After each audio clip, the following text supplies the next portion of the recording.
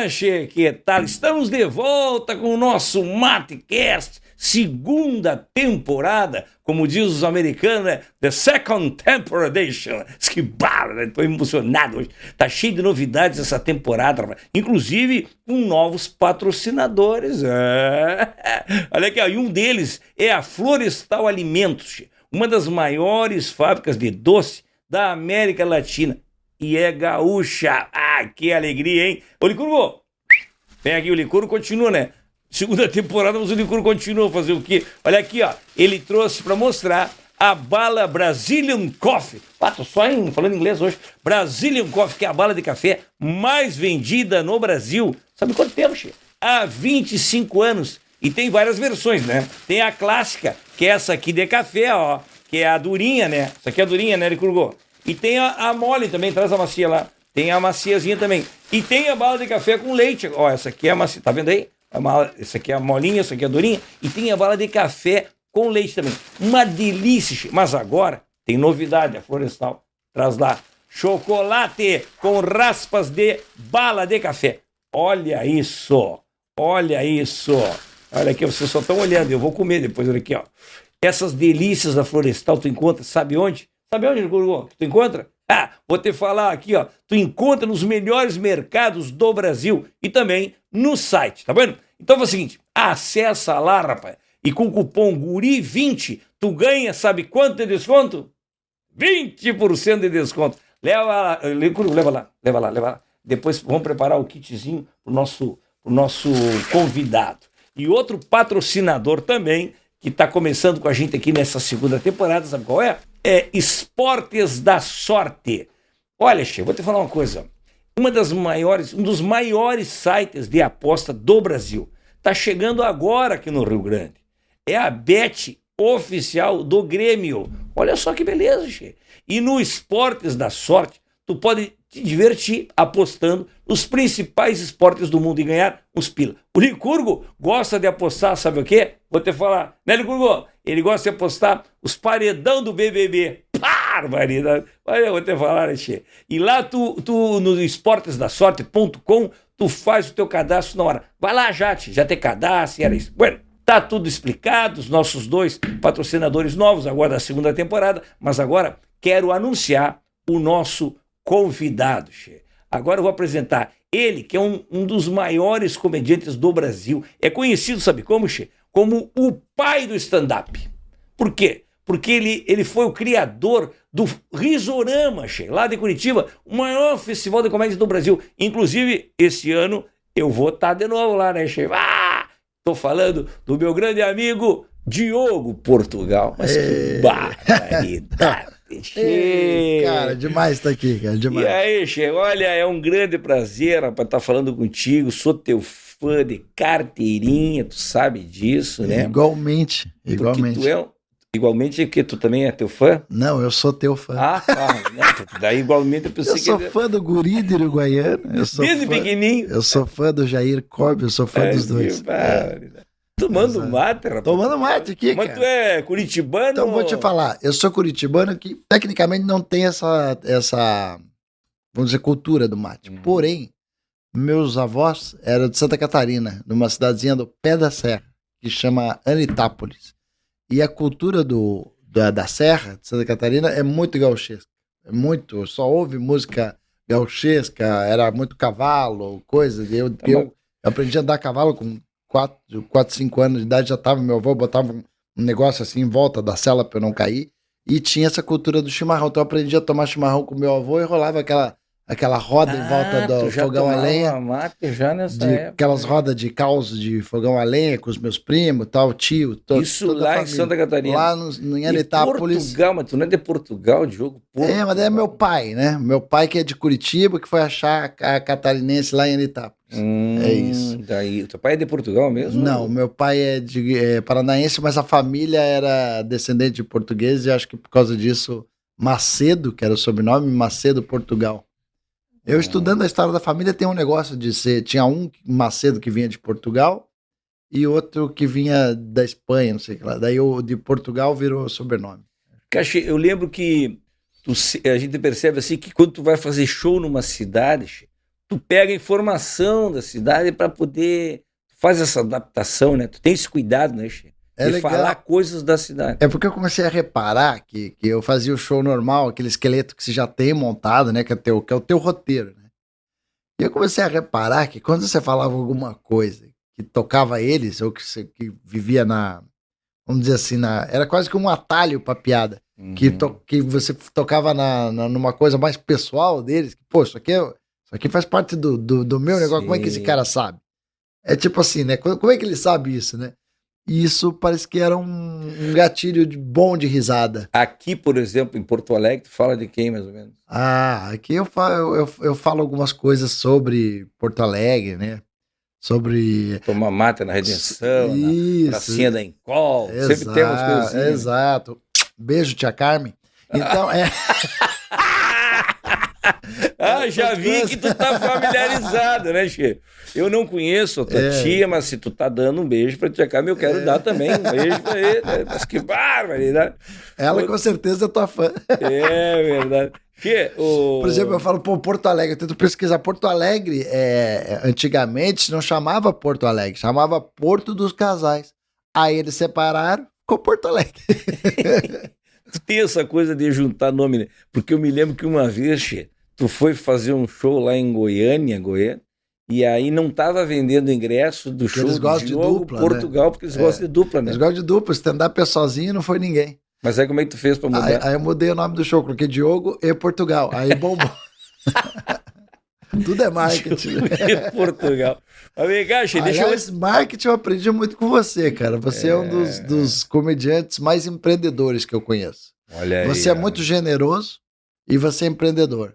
E você criou uma marca do Guri que ela é fortíssima, não só com o público que gosta de comédia, como com criança e pessoas mais velhas, né? Nossa, que E você sempre fomentou muito a comédia aqui em Porto Alegre, indicando colegas. Sempre uma coisa muito generosa da tua parte. Assim, mas eu te agradeço a referência, mas tu é o cara considerado o pai do stand-up e o cara que oportuniza para muita gente, né, essa visibilidade, através do Risorama, através de outros projetos, né, Che? Que tu tá sempre levando artistas e tal. Eu mesmo já tive a oportunidade de participar. O Risorama, pô, você é sócio já do Risorama. Já participei muito. E ali conheci muitos artistas, né, Che? Que às vezes estão começando e hoje estão estourados, né? Você sabe, Jair, que a Dani Calabresa, que participou de vários risoramas lá no começo, hoje em dia ela tá com a agenda doida e tal, também não tem feito mais tanto palco que nem a gente. Eu falo que nós dois, eu falo que nós somos guerrilheiros de trincheira. O que é o guerrilheiro de trincheira? Aquele cara que começou fazendo show, palco para poucas pessoas e tal ali, coisa. E se pintar um evento, não importa quantas pessoas, você vai lá e faz, assim como você faz para caminhão de som em cidade grande, para toda a cidade. Então, assim, a gente faz esse tipo de coisa e fala, agora, porque nunca foi, assim, o foco, vamos dizer, a televisão, tanto quanto é a coisa do teatro, do show. E o que eu falo é o seguinte, a Dani Calabresa falava, o Risorama é a colônia de férias dos humoristas, ela brincava, porque era um encontro, a gente dava muita risada. Agora, é uma colaboratividade, né? Porque é uma troca. Assim como o festival também cresceu muito por causa dessa coisa de vocês toparem ir e tal. Claro, é sempre uma troca, né, Che? No momento que tu convida um artista, como eu sempre faço no teatro, para participar comigo, ele está emprestando a genialidade e a categoria dele ali para o meu público, para o meu evento. Exato. Assim como e ao mesmo tempo eu estou oportunizando para ele mostrar o trabalho dele para um público que talvez não o conheça, né? Então o camarada vai lá. Você sempre chamava a gente para participar do teu Teatro São Pedro lotado. Veio. Eu tremi na base aquele dia. Verdade. Você me chamou para participar lá, eu me lembro, cara. Exatamente. Foi incrível. E assim a gente sempre fez. E nos vídeos também. E eu acredito também que, na verdade, o próprio Matecast está sendo essa oportunidade para muita gente também, a doutora Rosângela, que é o cara tá um sucesso incrível, cara. Ele participou já do Risorama, aliás, incrível. Participou do Risorama? Não só como pessoa, fez o Risorama São Paulo e Maringá, se não me engano. Ele, um cara incrível, talentosíssimo, e eu achei uma pessoa muito legal também, dá pra ver que a gente sabe que conhece uma puta véia, né? Eu falo, a gente conhece uma puta véia, quando você vê que esse cara tem estrada e tal. Tem estrada, claro. Um grande ator e tal. E eu conheci o trabalho dele através do teu Matcast. É, Eu vi a doutora Rosângela, eu falei, pô, que incrível esse cara, pô, ele teve faz uma uma- coisa zen, né? Gratiluz e tal. Falei que, pô, que Teve uma- num momento que os personagens não estão tão em alta, que é só stand-up, stand-up, stand-up, ele até me reavivou, assim, me deu até vontade de falar, caramba, quero voltar a fazer meus personagens, tal. Que legal que é o Índio Ben, né? Che, essa coisa de personagem é outra coisa que eu quero falar contigo depois. E o Cris Pereira também, você foi um cara que me indicou, que é um comediante muito Sim. famoso, né? E ele é da cena de Porto Alegre, mas você sempre me falou muito bem dele. Você sempre falou, leva o Cris Pereira, leva o Cris Pereira, leva o Cris Até Pereira. que foi lá no Risorama No também, naquela Risorama, oportunidade. depois ele fez Risorama. Hoje a gente é colega da Praça Nossa. E tal. É verdade. Mas tem tanta coisa pra falar, né, Che? Tem do Foi. Risorama, tem da Praça é Nossa. A tua história se confunde com a história da comédia do Rio Grande, do Brasil, né, Che? E então, eu vou tentar fazer uma coisa um pouquinho mais cronológica, Che, porque a nossa ideia do Matcast é trazer um pouquinho da história um pouco mais cronológica, né, Che? Não a gente ficar fazendo resenha de tudo que surge, senão a gente acaba confundindo. Eu sempre gosto de mostrar pro pessoal assim, lá do comecinho, Che. Não quando Mas o nome do meu show é Não Me Cobre Coerência. Eu sou totalmente descronologizado. Mas eu vou te falar então, como é que foi a tua infância, Che? Eu vou te fazendo as perguntas de acordo Boa. com a ordem, para que a gente possa. Tu era boyzinho de classe média, de Curitiba. O seu Jorge ia botar o nome do filho dele de samba, né? Eu se eu fosse botar o nome da minha filha, ela ia chamar déficit de atenção. Porque pensa num cara desligado. O nome da Eu tua era filha aquele é? aluno, o nome da minha filha é Nina. Não é apelido, é Nina mesmo. Só Nina. Mas E tu era boyzinho de apartamento? O que tu é era? um pouco boizinho de apartamento. Eu não tenho essa história do menino que sofreu, pobre. Não, Teu meu pai era desembargador. Desembargador, né? Eu Mas não sei eu o que era que é muito- isso, mas deve ser um troço. O desembargador é o juiz que já tá no. O meu pai- que ele ele sei. desembarga, né? Vamos dizer Sei. Eu tô brincando as porque eu causas. conheço um pouco dessas nomenclaturas, como se diz, porque a minha irmã, né, Che? A minha irmã, ela foi... A minha mãe foi juíza, né? Uhum. E o meu pai foi procurador. Então você conhece da magistratura. sim, sabe a que minha é um- mãe foi juíza Você sabe. da vara de Marmelo, né? Da vara, não da infância, da vara de Marmelo. E o meu pai procurador de emprego, né? Chama também. E a minha irmã, me esqueci, a minha irmã foi promotora, louco. Eu achei- Promotora não, dessas revistinhas de perfume. Ela vendia essas revistinhas. Entendi. Por isso que eu entendo dessa nomenclatura de jurisprudência. Mas que É a- vou seguir. A Ô, Licuro, vem cá. magistratura da vida. Vou te chamar aqui o Licuro, porque até o Licuro gostou, Fala né, aí. Licuro? Tiro, gostou dessa? Eu só que engate que eu dei nele, né? Me preparei, né, Licuro? O homem é fera. Tira o retrato que tu quer aí. Calma, eu tô calmo, Licuro. Quem tem que estar com pressa é tu, né? Vamos, louco. Olha, licor. Tá, teu momento já deu. O Licurgo gosta muito, ele faz coleção de todo mundo que vem aqui, ele tira um retrato, né? Ele faz uma selfie, né? E depois ele publica, e depois eu acho que ele faz o papel, depois ele imprime e cola no quarto dele, viu, Che? Junto com, ele tem lá o menudo também, tem os menudo, tem a Rouge, tem a Rouge também, Dominó. Mas vem cá, Che, como é que é? O teu pai foi desembargador e teve 9 filhos, é verdade? Teve 9 filhos. E, na verdade, teve 8. Teve uma que foi. tipo. Mas foram 9. Ele teve 9 filhos. E a gente tem uma irmã que depois nós ficamos sabendo tal, que era a nossa irmã, e hoje a família acolhe com todo carinho. Mas era família grande, né? Família grande. E não dava confusão, não dava. Ele trabalhava em 3 turnos. Meu pai acabou com o conceito de família. Ele casou 2 vezes, então, tipo, ele ficou viúvo. A da minha mãe é o 2º casamento. Então, essa minha mãe que é de Santa Catarina. Ele ficou viúvo, ele já era procurador. Procurava. Não era de emprego, ele era procurador mesmo. Já tinha um emprego. Aí, a minha mãe mais novinha e tal, o pai dela é colono, né, que a gente chama, alemão. Uhum. Hoje eu tenho o passaporte de Luxemburgo, graças à família da minha mãe. E não precisou mais visto para viajar, coisa boa isso. Mas que bárbaro. E aí, Jair, eu era aquela criança no colégio, voltando na tua pergunta, que que não era valorizado, né? Porque o aluno valorizado é o cara que é bom em matemática, né? O aluno valorizado era o menino que tirava 10, que era bom de tal, tal. E o comunicativo não era valorizado, né? O que tinha uma boa sacada, o que tinha... Porque eu falava umas coisas na sala de aula, às vezes que a professora falava, eu dava uma réplica.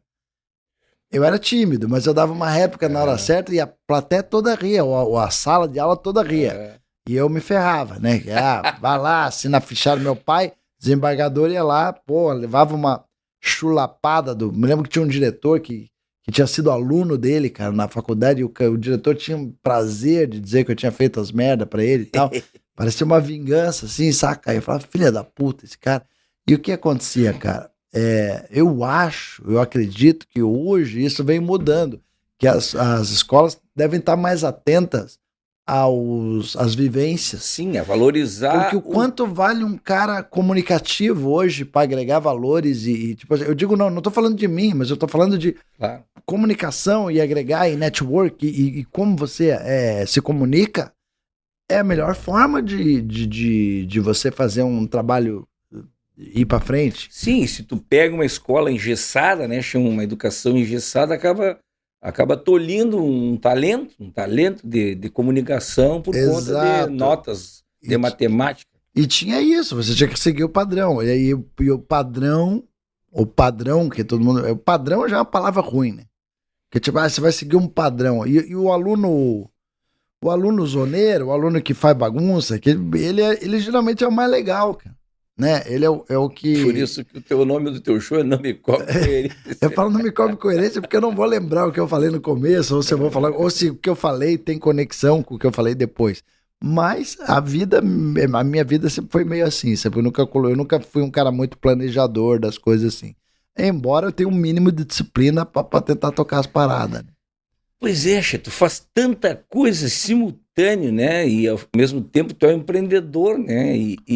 E ao mesmo tempo eu me lembro assim, toda vez que a gente tá dentro da van, tu tá no camarim, tu tá pensando, tu já tá escrevendo outra coisa, porque a produção que tu tem é muito grande, né? Toda semana tem texto novo, tu tá sempre em cima do lance, como se diz, né? Eu acho Aconteceu, tu já tá criando... Nós escolhemos uma profissão que cara, filha da... O Marcelo Madureira me falou isso, cara do Cacete Planeta, que eu gosto muito. O Marcelo Madureira é um dos caras mais inteligentes, mais culto que eu conheço. Culto.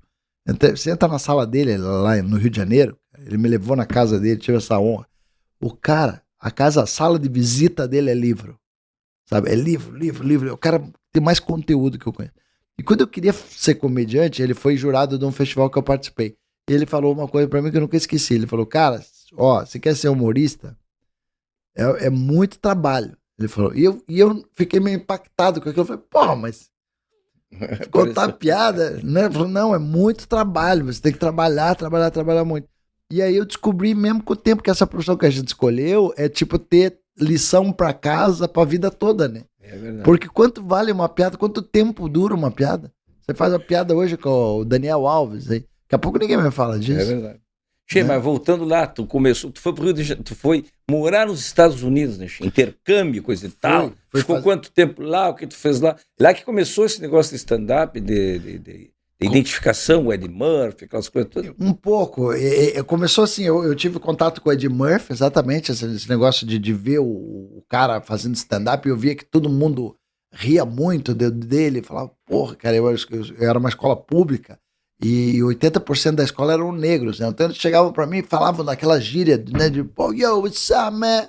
You got a cent? Oh, what's up? E eu não entendia porra nenhuma, que eu não entendia inglês. Aí eu falava, cara, eu preciso me engajar nessa escola, velho.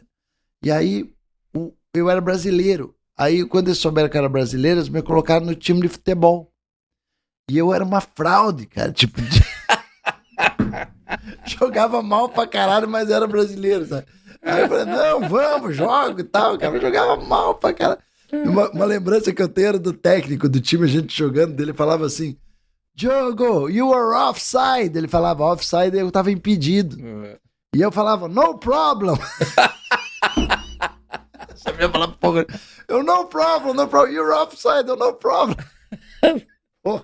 Esquivava Pá, Marina. 3 jogos eu tava no banco já. Mas e lá tu teve até uma banda, é verdade? Tive uma banda no colégio, aí fiquei me engajando, aí eu mudei de família, depois quando eu mudei pra segunda família, que foi bom, que a segunda família eu já tava falando melhor Isso inglês. foi lá. O intercâmbio do Rotary, ele te coloca em 3 ou 4 famílias durante um ano, pra você ter experiências diferentes. A primeira família, cara, era muito legal, gostava da família, tudo. A mãe tomava uma rata. Chegava final de tarde, a mulher botava uma rata com uma cereja. Eu nunca contei isso pra ninguém. Isso que é legal de podcast, né? Tipo, a mulher botava uma rata com a cerejinha, assim, e ela começava a tomar, bicho. Daqui a pouco ela tava enrolando a língua. Lembra da Suelen, do Dallas? Mas tu já não entendia inglês, quer dizer, aí da língua. Daqui a pouco ela tava, you fucking Brazilian. Daí, puta que pariu. Falei, tá, agora a velha foi o boi com as cordas, mano. A velha tá bebaça. Um dia ela rolou da escada. E aí. A família, tu começou a tocar. Foi uma experiência legal. A segunda família tinha um irmão, mais da minha idade. E esse menino era popular no colégio, porque ele era lutador de wrestling, que é aquelas lutas greco-romanas. E ali eu comecei a me engajar mais. Aí, pô, já tava entendendo um pouco de inglês. Aí foi bom demais. Comecei a ir pras festas, beber todas, que americano bebe até passar mal, né? E aí foi legal. Aí conheci uma galera, eu tocava baixo, aí o fato da música me ajudou bastante ali a me engajar. Porque daí com a bandinha começou a rolar umas baladinhas na cidade lá, de Amityville, que eu morei. Mas fica cheio, que nem nos filmes mesmo, é tudo assim... Igual naqueles filmes americanos, tipo... Os nerds. Os nerds, eu era os nerds no começo, depois com o meu irmão eu comecei a me engajar melhor, comecei a ser mais aceito pelos bacana, e aí o fato de eu tocar me ajudou bastante também. E, cara, lembro dessas baladinhas, tal, das festas, lembro muito de... Namorada? Namorada, tive uma ou duas, eu não comi ninguém lá. Tinha 17 anos. 17, fiz 18 lá. Peguei até uma irmã americana. Ó, só insisto. Mas os pais não podiam saber. Ah, mas uma irmã fake. Olha, você que tá levando tua filha pra ficar na casa dos americanos, o irmão pode pegar. Mas que é um incesto fake. É um incesto fake, porque não tinha nada a ver. Era a irmã do Rotary, né? Não era a irmã de sangue. E depois tu fez faculdade daí, depois no Brasil? Quando eu voltei do Brasil, eu fiz faculdade de comércio exterior, porque eu achava que, porque eu sabia falar inglês, eu ia ser o melhor importador da história, né? E outra fraude, tipo, uma bosta. Aí comecei a trabalhar de guia de excursão pra Disney. Isso foi uma coisa divertida de fazer, porque me dava a oportunidade de eu ir para os Estados Unidos, só que eu era distraído, né, Jair? Então como é que eu podia ser guia, cara? Eu saía com 40 passageiros, voltava com 3, cara. Perdia tudo no caminho. Teve uma vez que eu me perdi, eles que me acharam, uma vez. Na verdade, eu não achei eles que me acharam. Puta, era com criança? Eu só não perdi o emprego porque a dona era minha amiga da agência. Era como adolescente. Cheio, essa coisa de imitar pessoas aí, tu já fazia isso? Já desde sempre? Eu imitava os políticos lá de Curitiba, né? O Rafael Greca, que era o nosso prefeito, que falava, povo de Curitiba, gente da Nossa Senhora da Luz dos Pinhais. E o Greca era muito popular. Quem faz muito bem esse aí também agora é o Zico Lamour. Não, mas esse cara, o Zico Lamour. O Zico Lamour fazendo. Já que nós estamos falando de colega talentoso, né, cara? Que o Zico é maravilhoso, né, Che? Ele Zico... faz todos os políticos, né? Eu acho ele um dos melhores. Álvaro Dias, faz o... Tá entre os melhores, se não o melhor imitador. O Galvão. É de Curitiba. O Galvão dele é perfeito, o Henrique Cristo dele é perfeito. O Moro foi ele que descabaçou. Você sabe que a imitação tem a descabaçagem, né? Você ir lá e o primeiro, que nem o Carioca fez do Jô Soares. Sim. Ninguém fazia. O Carioca foi lá e fez. Aí todo mundo começou a fazer e tal. O Moro foi o Zico Lamour que fez. Quando eu vi, tava cheio de gente imitando. Sérgio Moro, que é aquela coisa, perfeitamente, né? Mas pra você pegar essa coisa, né? Minha canja. Ele que pegou isso. Então ele é incrível, cara. Eu, pago um pau pra esse cara. Ele fez com a gente aqui, Che, quando a gente ganhou agora o terceiro lugar, não, como é que foi? Quando a gente ganhou aqui do Top of Mind, né, Che? Uhum. A gente ganhou o canal do YouTube Top of Mind. A gente fez como se fosse um evento assim de pódio. com a narração do Galvão. Do Galvão, igual, né? Ficou igual. Ficou muito bom. E ele faz político que ninguém faz. Por exemplo, o Roberto Requião, que foi senador, que era nosso governador uma época, ou o Álvaro Dias. Pô, ninguém chega naquelas vozes. E ele vai lá e, não sei como é que ele cavoca. Ele é muito bom. Olha aí, tia, nós temos que trazer esse cara aqui, hein, Chico? Zico Lamour. O Zico é um amigão, é muito gente fina. Tive a oportunidade de conhecer ele lá no Risorama, né? Tudo legal, vai pro Risorama. E cai Jingles, tio. Depois tu trabalhou com produção de Jingles. Cara, Jingle foi de música e tal. O Jingle foi a minha primeira seta de direção para alguma coisa profissional dar certo na minha vida. Eu gostava de música, mas não era péssimo para trabalho. Eu dei aula de inglês também quando eu voltei dos Estados Unidos, mas eu era ruim para ensinar, porque eu às vezes eu me lembro que era assim, cada professor tinha que dar introdução pro outro, eu esquecia. Aí o professor, o outro que entrava, ficava bravo comigo. E era péssimo, cara. Daí a música era uma coisa que eu gostava, e também eu gostava um pouco a criatividade, né? Eu falei, cara, se eu fizesse jingles, né? Porque eu gostava de ouvir jingles, né? Mas o que eu quero falar do jingle é a maneira que tu chegava no cliente, é a maneira de vender o jingle. Exato, eu tinha aquela coisa de gostar de ouvir jingle, né? Eu falei, cara, começar a pensar em jingle. Daí tinha uma sapataria, que o cara era amigo nosso lá. Eu falei, caramba, esse cara tá começando, tal, de repente ele pode querer um jingle, né? Não sei por que Aí eu fiz um jinglezinho, cara, assim: seu sapato estourou, sua bolsa rasgou, cinto ou jaqueta descosturou, ligue 33524228, ligeirinha, leve traz pra você. Ligeirinha, ligeirinha, ligeirinha. Daí botava umas terças, né? Ligeirinha, ligeirinha, ligeirinha, pra já. Sapataria, ligeirinha. Aí tá, ele ouviu e coloquei um Band na Box, era um programa que eu tava usando. Eu tinha uma mesa de 4 canais. Aí meio countryzinho assim, o cara ouviu, põe de novo. Aí eu coloquei de novo. Aí, porra, ficou campeão. Ele falou. Aí ele comprou R$300. Nunca esqueço que eu vendi o meu primeiro jingle por R$300. E ali eu vi uma possibilidade de negócio. E dali vamos fazer um shortcut aqui, um atalho. Ali a produtora foi crescendo, começou numa garagem com meu primo. Fomos para uma casa, alugamos, depois consegui conquistar as agências de publicidade, consegui fazer campanhas lindas, cara, para governo e tal. Aí terceirizando talentos também, né? O Henrique Peters foi um cara que me ajudou muito. Hoje é o atual tecladista dos Mutantes. É um cara muito especial, muito Mas tu te destacou por conta de músicas caricatas. Isso, mais... aí que me levou pro humor. Chegou uma hora que as agências viam que quando os spots precisava ser meio engraçado, eles mandavam lá pra minha agência, pra minha produtora, pra The Áudio. Aí, cara, quando eles começaram a mandar coisa assim, a rest, puta, tem voz caricata, tinha que fazer um italiano, um mafioso, e eu gostava de fazer essas vozes, atuação. Aí me levou muito pro humor isso, porque eu falei, caramba, o cara, eu já gostava de comédia, eu já queria, sabe, e aí ajudou muito. Chegou um momento que eu comecei a dividir minha carreira de produtor de áudio com humorista, e eu precisava optar, porque senão alguma das duas ia sair mal feita. E como eu já não... Mas começou fazendo show em barzinho. O que me levou pra comédia, também nessa época, tipo, também falando de business, assim, claro, primeiro uma coisa que eu amava fazer, segundo que era um negócio, Jair, que eu conseguia acabar, né? Entregar, porque quando eu tinha que entregar um jingle, uma trilha, eu precisava de um maestro. Eu tinha ideia, mas eu precisava musicar aquilo, colocar no Pro Tools, né? Aqueles... E, porra, eu não tinha essa tecnologia, eu não sou um grande editor de áudio. Então eu precisava de 2 profissionais, um de edição de áudio e um para compor a música e tal. Então eu precisava de pessoas. E às vezes essas pessoas não estavam disponíveis quando eu precisava. O publicitário me ligava lá de madrugada. Eu preciso dessa trilha para entrar no ar.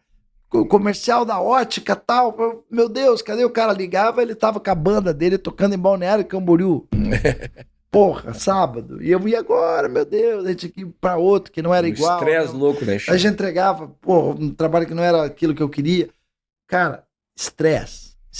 Tinha noites que eu não dormia, eu tava ficando muito estressado, perdi os cabelos.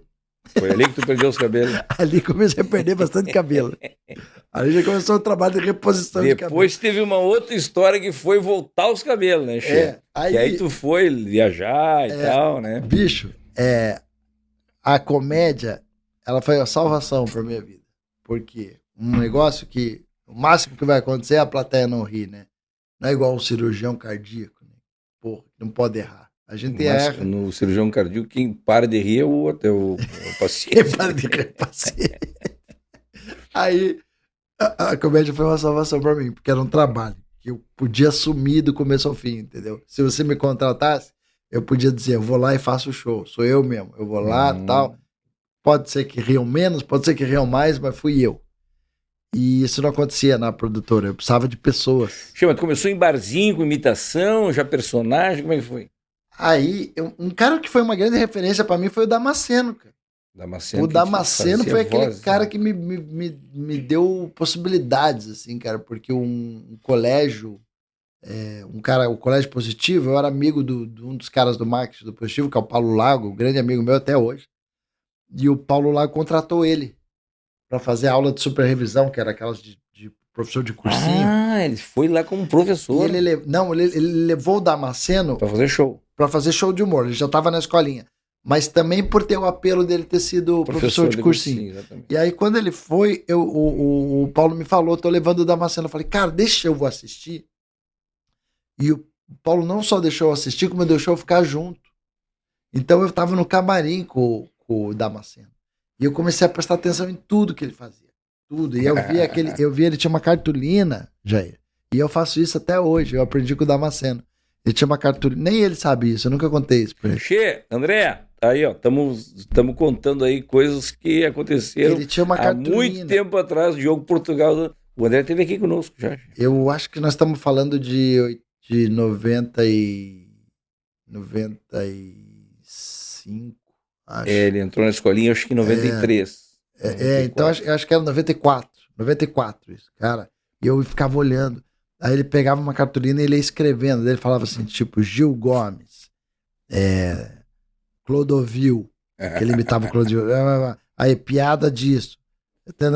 Aí eu ficava vendo, eu falei, caramba, cada tópico desse deve ser um tulhão de coisa que ele faz, né? Ele tá usando uma medalha da ordem pra ele, se der um branco, ele olha ali e tal. E eu até hoje eu meio que me inspiro nisso, quando eu quero fazer uma coisa nova, que eu faço um cronograma, assim, das coisas. Faz uma medalha, uma cópia. Medalha, ele fez coisa de professor, né?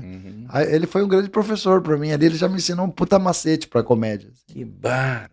Porque eu ficava vendo o João Kleber, o João Kleber ia pra Curitiba, eu ia no show dele. O João Kleber, pouca gente sabe, mas o João Kleber era comediante, a gente sabe. E um imitador bárbaro, né? Um grande imitador.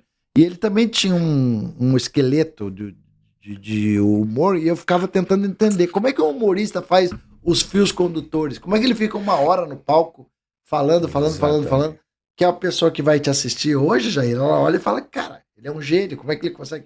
Porra, existe todo um trabalho por trás, né? Pra você... Que o fio condutor é que isso. Tem que saber daqui pra te dar pra onde que eu vou daqui, gancho, eu falo aqui, daí eu já... Porque senão, porque tu vê muito hoje em dia... É matemático, né? Tem o começo, o meio, o fim... Isso me chama atenção, Che, nos stand-up, principalmente. O camarada fala um assunto, termina aquele assunto, ele vai para um outro que não tem nada a ver, não tem ligação nenhuma, ele já vai para outro assunto que não tem nada a ver, e tendo um fio condutor, facilita o entendimento de todo mundo, né, Che? E o Chico Anísio falava isso, né? Que o show de humor ele tem o tempo de você... Tem várias etapas, né? A primeira etapa é a etapa da criação, depois da execução e depois da automatização, né? É quando já virou. Exatamente. Que nem você sair daqui e dirigir para tua casa. Aí você já tá automatizado. Aí, na verdade, Che, te permite ao improviso. Exatamente. Tu tá tranquilo no texto, aí tu pode improvisar, porque tu sabe onde é que tu vai voltar, né? E a melhor piada que eu falo é aquela que você cria em cena, né? Que aí nem tu te aguenta, né? Aquela que você escreveu em cena. O Danilo Gentili tá com um show meio novo agora, novo, né? Novo, que eu provoquei muito ele pra voltar pro stand-up e tal. Falei, cara, você já é o cara, você já tem teu programa de TV, vamos voltar a fazer. E aí a gente criou o o Stand-Up Raiz, tal, que é um grupo bem legal, que a gente tá todas as quintas, lá na casa dele, inclusive, que é o My Fucking Comedy Club. E o Danilo, ele tá com um show inteiro novo que ele escreveu fazendo. Ele não foi assim, sabe? Claro que depois ele anota, ele tem as coisas dele, mas ele escreveu testando no palco, assim, e aí foi indo, evoluindo, treinando, devagarzinho, né, cara? Não pode ter muita ansiedade. Che, o Terça Insana foi uma coisa importante também, né, pra ti? Tu participou lá com a Grace? Totalmente. A Terça Insana era uma noite gaúcha em São Paulo, sabia? O elenco. A Grace, né? Olha o elenco. O João Camargo, né? Robertinho Camargo, gaúcho. Grace Janucas, gaúcha. Ângela Dipp, de São Borja. Claro. Minha amiga, faz academia comigo até hoje, enquanto a Ângela. Ela fazia o tonel. Lembra do tonel? Fazia o tonel e ela fazia o I, letra I. É genial. Os personagens da Ângela Dipp na terça. E Ilana Kaplan também, que eu acho que é um outro talento. Gaúcha também. Claro, daí tinha Marcelo Mansfield, Marcelo Médici, aí tinha os paulistanos também, Otávio Mendes. Mas o núcleo da Terça Insana que revolucionou a comédia no Brasil. 2003. Eu falo revolucionou a comédia no Brasil por quê? Porque a comédia, até o Damasceno e o Tom Cavalcante, sem desmerecer, porque eles eram incríveis e são até hoje, era a escolinha do professor Raimundo, aqueles shows onde a piada era mais concebível, né? Sim. Quando entrou a Terça Insana, eles começaram a criar personagens com texto autoral. E aí foi uma puta virada. Exatamente. E eles foram o grande fio condutor pro chegar no stand-up, né? Foi. Porque ali a gente falou, cara, o texto é do cara, foi ele que inventou uma freira terrorista que não gosta de criança. Como assim a freira que fuma no orfanato? Deixa. Quem não ri, eu vou anotar. Eu sei desenhar. Aquilo ali é espetáculo. Cara, Otávio Mendes e assim, um gênio, cara. O próprio Marco Luque, né? Marco Luque. Foi ali. Marco Luque já foi uma segunda fase da Terça Insana. Né? Tu começou lá no Terça com o Elvis Lay lá? Eu era convidado, eu nunca fui do elenco. Eu nunca fui do elenco. O que queria muito, era meu sonho entrar pro elenco da Terça Insana, eu tinha que ser convidado pela Grace, obviamente, que é uma pessoa que me ensinou muito. Ela te deu muita dica de muita dica. Ela me deu dicas até quando eu fiz o meu personagem. Faz aí. Guria de Curitiba. Vai, guria de Curitiba. Vai. Menino de Curitiba. Vai. Aí eu fiz e tal. Ela me deu umas dicas, vai por aqui, assim, assado e tal. E, cara, como eu não era muito convidado, eu queria também falar, cara, eu preciso fazer uma coisa nesse formato de Terça Insana também em Curitiba, porque eu não tenho nem toda essa grana para investir, para vir toda semana, nem sou convidado, nem tenho essa oportunidade. Aí eu pensei, por que não criar em Curitiba? Daí acabei criando uma noite que, por sinal, por uma coincidência absurda, o dono da casa chegou para mim e falou assim, só tem 2 noites livre, quarta e terça. Terça. Quarta, jogo de futebol, né? Sempre teve essa coisa de, galera divide público.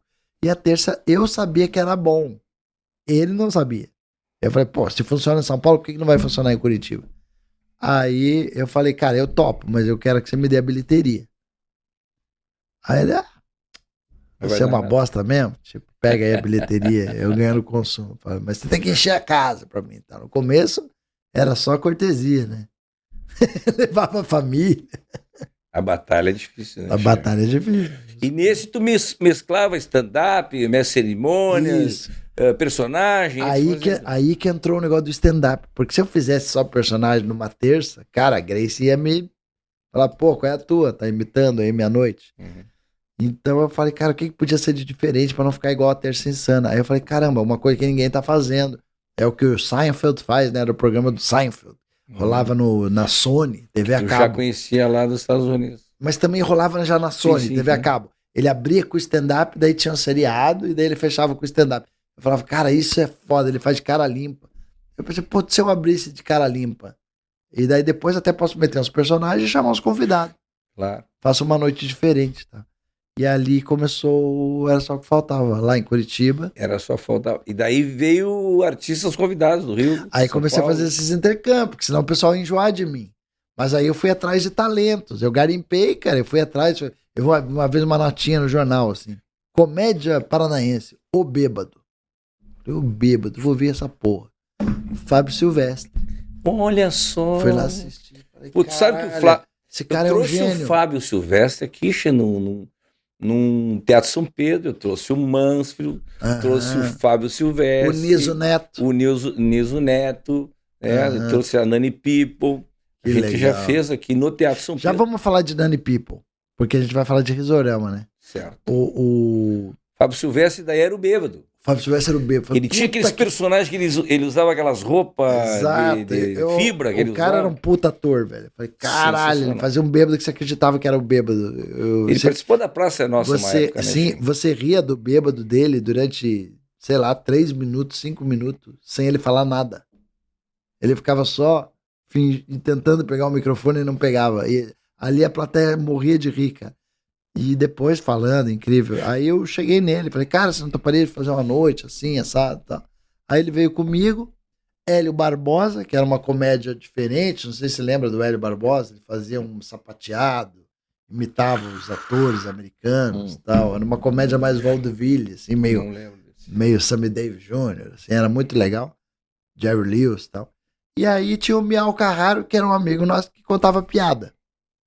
Então tinha 4 estilos diferentes, né? Tinha o stand-up como personagem que eu fazia, tinha o Fábio Silvestre, que ali na minha noite, que o Fábio Silvestre criou os melhores personagens dele. Sim. Que foi o motorista, o surfista de Colombo, que eu acho incrível, que é o Devers. Devers. O que é que ele fez? Ô, Ele mas fez Curitiba não tem mar, você quer uma cidade que tenha mais tubo que Curitiba? Que tem os tubos. Que mais? O garçom do Gato Preto, que é um bar lá. E tinha um gordo, assim, que ele tinha uma roupa toda grandona. Esse gordo, depois ele fez também um gordo, mas esse gordo não foi tão forte. O que era forte era o Arlindo Beleza, também, que era um personagem muito bom que ele fazia. E Tá lá depois ele criou um monte de Ele tá personagens. por lá ainda. Tá em Curitiba, sim. Tá. Ele é um gênio, né? O Fábio Silvestre é um dos gênios. Cheio, da comédia. e o stand-up raiz que tu tava fazendo, daí era o autêntico, de criação de texto. Isso, o cara stand-up, daí eu limpa. comecei a criar Foi tu texto. que começou esse Às vezes negócio, né, funcionava, às vezes não funcionava. Eu comecei em Curitiba e depois eu fiquei sabendo, na época do Orkut, que já tinham algumas pessoas fazendo stand-up também em São Paulo. E no Rio eu também conhecia já um cara que se chamava Fernando Ceilão, que já estava fazendo também com o Cláudio Torres. E o Bruno Mota. Bruno Mota, em Minas. Então era um polaco em cada colônia, né? Eu em Curitiba, o Bruno em Minas, o Cláudio Torres no Rio, com Comédia em Pé, e Marcela Leal, Marcela Leal. que hoje não tá mais fazendo comédia, ela tá num trabalho mais de física quântica, assim, de dando aulas. Chama daí, tu foi pra São Paulo. Cara, Marcela Leal é genial também, escrevia pra caramba. Sim. A Marcela Leal me fala no Orkut. Ô, ouvi falar de você e tal, que você faz humor aí e tal, a gente tá querendo fazer uma noite de stand-up. Daí que ela me falou, eu, um menino chamado Rafinha Bastos, o Márcio Ribeiro e o Oscar Filho. E quem vai ser o MC vai ser o Marcelo Mansfield. Eu sabia que o Mansfield queria fazer stand-up, porque a gente conversava muito sobre stand-up na Terça Insana. Ai, eu tô contando história aqui, né? Mas é que... Não tô cumprindo meu papel de humorista de fazer piada, mas a gente tá contando histórias que às vezes é importante. É importante esse nosso papo tá registrado. Pois olha, Che, eu tenho assim um cuidado, né, como eu digo, de tentar fazer uma coisa mais cronológica para oportunizar de registrar a história do artista que vem aqui. Uhum. Seja ele um jogador de futebol, que nem a gente já teve aqui contando história, seja ele né, um músico da música nativista, da música urbana e tal, e também principalmente os humoristas, né, para que conte a história, e essa história, o bacana da internet é isso, né, Che? Que ela fica registrada. É difícil você sincronizar tudo. O Danilo fala que eu sou o elo perdido entre os personagens e o stand-up, né? Porque eu comecei a misturar até na mesma peça os dois estilos, né? Aí chegou um momento que o stand-up ficou tão forte que eu acabei indo pro stand-up. É importante não deixar de registrar pessoas que estavam começando a fazer nessa época. Léo Lins chegou no meu show lá em Curitiba, ele morava em Curitiba, ele é carioca, hoje mora em São Paulo, mas ele morava em Curitiba. E ele chegou no meu show e falou, cara, eu sou mágico. E eu faço trabalho de mágica, mas eu também insiro stand-ups nas minhas mágicas e tal. E aí ele me mostrou, e ele me mandou um... Naquela época você fazia aquela mídiazinha num CD, lembra? Sim. E ele me mandou, e eu cheguei em casa e ouvi. E ele falava textos assim sobre coisas que ninguém falava, tipo videogame, Caverna do Dragão. Ele tem um livro, né?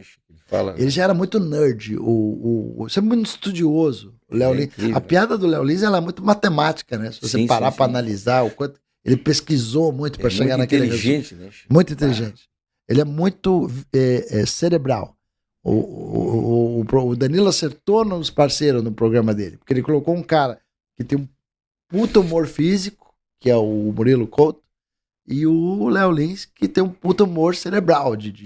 E o Diguinho, ele substituiu bem o Mansfield também, muito, né? Muito, porque o Diguinho tem um carisma. Acabou não indo por conta da troca de emissora. Mas... o Danilo ele criou um conceito de programa que ninguém respeita ele. Isso é legal, porque isso humaniza ele. Né? Ele não é o Jô Soares, né? Que as pessoas têm medo de ir lá. Ninguém tem medo de ir no Danilo, ninguém respeita ele, nem a banda, nem o cara. Nem... Aí é legal porque ele tira dele a responsabilidade dele ter que ser genial, né? Mas voltando ao assunto, tu foi para São Paulo daí para fazer stand-up no Beverly Hills? É isso? Quando tu começou? Deu a impressão que eu falei que ele não é genial. Ele é genial, mas ele tira dele a responsabilidade de ter que ser o cara mais culto. Sim, ele deixa o público à vontade, né? Tu chega lá e ele já te sacaneia na largada, o pessoal sacaneia ele também e tal. Tá, mas o assunto de São Paulo, daí tu foi e o stand-up começou ali daí. Em Curitiba eu creio que começou antes, e daí logo paralelamente eles criaram uma noite chamada Mondo Cane, que é essa da Marcela Leal, que mais tarde se transformou em Clube da Comédia Stand-Up. Aí o Bruno Mota, acho que já foi participar de uma noite, e a Marcela me convidou. Aí eu fui lá de Curitiba para conhecer o trabalho deles e já participar da noite. Nisso, conheci a Marcela Leal. Marcela, não quer vir participar da minha também? Começou um intercâmbio. Que bacana. Nesse intercâmbio, um dia a Marcela em Curitiba fala, Diogo, você não quer participar do nosso elenco? Do Clube da Comédia Stand-Up? Fiquei feliz, porque para mim era uma, como é que eu vou dizer assim? Era pisar o pé em São Paulo, sabe? Porque eu vinha muito aleatoriamente para cá. E se eu tivesse uma noite lá, nesse meio tempo, o Robson Nunes e o Luiz França me convidaram para ser o terceiro elemento também de uma noite chamada Testosterona.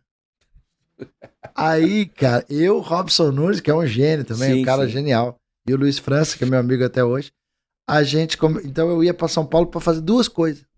Sábado era o Testosterona e domingo o Clube da Comédia Stand-Up. Clube da Comédia ao Vivo veio depois, já vamos contar do Comédia ao Vivo. Veio depois.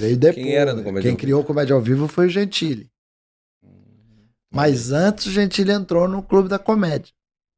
O Gentili criou 2 noites. Não, ele criou 2 noites, não. O Clube da Comédia ele não criou, ele entrou depois. Até foi aí, cara, no Clube da Comédia Stand-Up, Marcela Leal namorava, sabe com quem? Namorava não, ela era casada. Com o Rodrigo Lombardi. Sabe quem é? O galã da Globo. Sei. Cara incrível, de boa pra caralho. Eu acho até que o Licurgo tem um pôster dele, né, Licurgo? É do Rodrigo Lombardi ou do... ou é do... Sem camisa? Ou é do Rodrigo Santoro que tu tem? Tu tem lá? É fã do Rodrigo Lombardi. Do Lombardi, e ele é fã também do Lombardi do Silvio Santos. Diz que ele tem... Do Números da Telecena. Ele diz que fala, ele é muito parecido o timbre do Lombardi. Eredilde como uma garota do interior. Aí foi o Lombardi que te botou no Faustão, então? Não, o Lombardi tava fazendo uma peça chamada Ricardo III, que era dirigida pelo Jô. Aí olha que doido, Lombardi falou pro Jô Soares, minha mulher faz stand-up também, tá, eles têm um grupo. O Jô um dia, vamos lá ver. Ele levou o Jô pra ver a gente, cara. No Mr. Blues, pra 40 pessoas ali, pouquinha gente, a gente fazendo, e o Jô foi lá ver a gente. A Alma Liz Reich era a minha produtora nessa época. Ela que faz os maiores musicais hoje de São Paulo. Alma Lee. Era irmã de um grande amigo meu. que era um jornalista que me levou pra É o rádio. Bruce, né? O Bruce Lee, não é? É outro. Não, era o Slack, era o Alexandre Slack, era um jornalista de Curitiba que me levou pra rádio. Que eu também fiz Rádio também. rádio. Mas né? Deus, o livro. Olha aqui, ó. Esse rádio aqui é foi dessa o Licurgo, época aí que eu Licurgo que fazia. fez esse rádio aqui. É dessa época. Licurgo que fez esse rádio, ixa. Mas vem cá, tu tem história, pelo amor de Deus, Rafael. Tu não chegamos no Faustão ainda. Então aí que eu quero falar. O Jô tava no nosso show. O meu material já tava na mão da produção do Jô, mandado pela Alma Lee, que era minha produtora, que é essa que hoje, porra, ela é braço direito do cara da Time for Fun lá em São Paulo. Faz esses modos musicais aí, é ela que tá envolvida. E uma grande amiga. E eu devo muito a ela, porque ela mandou o meu material pra lá. E, cara... Eu devo também a muita gente. Ah, nem me fala. Essas dívidas... Tu falou, agora eu me lembrei. Olha, falando isso, nós temos que pagar. Ah, Deus. Essas dívidas aí, nós somos sócios daquele clube também, Serasa. Aí o que acontece, velho? Nessa hora, né, quando aconteceu isso, eu acho que o Jô deu um clique e tal. Peraí, acho que teu material não tá lá no meu coisa, eu acho que eu já vi. Agora eu tô vendo você aqui, vi lá e tal. Falei, tá. Aí eu fui chamado pra fazer o programa do Jô. Do Jô? Do Jô, foi o primeiro. Antes do Faustão. Aí eu fui fazer stand-up lá no Jô. E, porra, aquilo foi incrível pra mim. Porque ele deixou fazer muito tempo. 2005? 2006. Deixou fazer um set inteiro. 2006, aí, isso. 2006. Aí chega uma hora que ele fala assim, eu quero mais. Puta, bicho, ali eu podia ter me ferrado, mas eu tinha um pouquinho mais que eu não tinha feito ainda. Aí eu consegui fechar bem, a plateia foi bem, e logo depois que pintou o convite pro Faustão. E foi aí que o Jacaré Banguela, que tava estouradaço, compartilhou, né? Compartilhou. E um dia um cara que era amigo nosso chegou pra mim e falou, pô, velho, você viu quantos acessos que você já tá no YouTube? Aí eu falei, o que é YouTube? Pô, era 2006, eu não sabia o que era YouTube. Era uma novidade, era uma plataforma. E já tava o Jacaré Banguela, o Kibiloco, já tava tudo... Já, o Kibiloco, esses blogs já estavam... Acho que o Rafinha também, né? Mas esses caras já eram fortes em Orkut, né? Essas coisas. O Rafinha começou com a página do Rafinha em 98. O Rafinha foi um dos precursores do humor em internet. Ele já tinha a página do Rafinha... Quando morava aqui. Antes do Clube da Comédia, ele fazia sucesso na internet. Ele tinha um fã-clube já que gostava dele. Morava aqui, Morava aqui. Mas acho que daí ele já foi para São Paulo. Sim, e daí o Faustão, quando é que tu foi pro Faustão? Aí o Faustão, logo na sequência, acho que por causa do Jô, me chamaram do Faustão. O quadro era Pistolão do Faustão. Eu tinha que ter alguém... o Oscar. Oscar Schmidt. Exatamente. Velho, eu precisava ter um pistolão, cara. Alguém que e aí mandasse... tu viu o pistolão do Oscar? Só que essa pessoa tinha que ser famosa. Então, já chegamos no pistolão do Oscar. Pegou no pistolão. Mas que barra. Pistolão dos caras do tamanho dessa mesa. Foi a lixa, daí que tu foi de cara limpa. Daí. Velho, eu primeiro eu indiquei, falei, não, tem uns atores aqui de Curitiba que eles podem me indicar, lógico. Fala lá com a Letícia Sabatella, estudou comigo, minha amiga e tal. Não topou. Fala com o Marcelo Médici. O Marcelo Médici estava fazendo uma novela, também não quis se envolver na época. Fala com... Cara, dos 3 que eu falei, a mulher do Faustão me ligou, você esquece, essas pessoas aí não são teus amigos. Tu falou pra eles. Aí, cara... o Marcelo Médici foi também do... Aí rolou uma coincidência absurda, cara, porque o Rolando era um jogador de basquete de Curitiba, que era amigo do Oscar Schmidt, que um dia levou o Oscar lá no meu show pra assistir. Só que, cara, eu era fã do Oscar, né? Como todo brasileiro é. E eu encontrava o Oscar quando eu era guia da Disney. Olha que doido, cara. Porque ele levava uns grupos pra Disney também, com o Cadum, que era um basqueteiro, lembra da época? E tinha uma agência. E aí a gente se encontrava na Disney. Aí coincidência, rolando, Curitiba, pau. Eu sei quem é esse cara. A mulher da produção do Faustão era amiga da mulher do Oscar Schmidt. Aí foi a coincidência. Ele, peraí, você não conhece o Diogo? Então você não pode ser o pistolão do Diogo? Posso, claro. Aí ele foi meu pistolão. Que foi a melhor coisa, foi ter o Oscar Schmidt de pistolão. Vou te explicar por quê. Cheguei lá no Faustão, eu sou muito disléxico, né, cara? Eu sou muito. Você vê, você tá falando de uma coisa, eu já vou pra outra. Tal. E quem tá assistindo tá vendo. Imagina eu no Faustão. Eu chego lá, dou de cara com 20 bailarinas do Faustão, assim, aquelas gatas, eu olhando e tal. Aí já comecei a conversar com não sei quem, daí o músico lá era o Marcinho Eiras, lembra o Marcinho Eiras? Marcinho Eiras começou a falar, porque eu também gosto de comédia, não sei o que lá, começamos a conversar, né? E bater papo, e já tava quase na hora do evento. Aí o Oscar, cara, me pega no braço, fala assim, o que você tá fazendo aí? Eu falei, não, eu tô conversando, não. Você tá com o teu texto na cabeça? Tal, não vim aqui pra perder, ele falou.